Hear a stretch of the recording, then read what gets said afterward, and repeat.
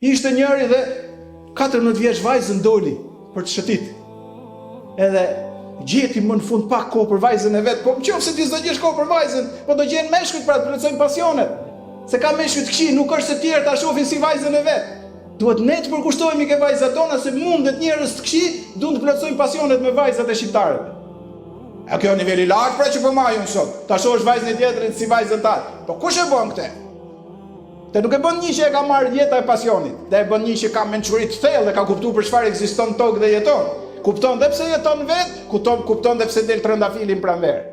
Po si lidhe këto je kaotik, pastaj je në kaos derisa t'japësh shpirt. Dhe vajza e prekuaj, di çfarë i tha? Babi tha, u kënaqja shumë sot, po a mund të tregosh ku e ke shtëpinë e dytë? Se në kohën që s'vjen shtëpi, ma trego që të vina herë unë atje.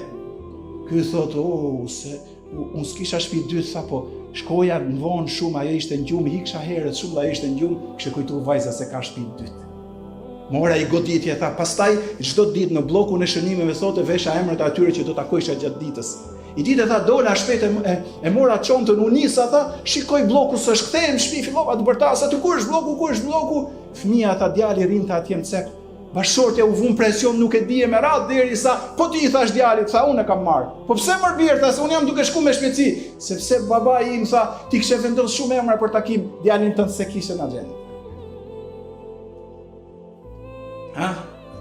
Le kohë për të gjitha, dhe për punën, po edhe për fëmijët, po edhe për bashorten, po edhe për nënën, po edhe për babain.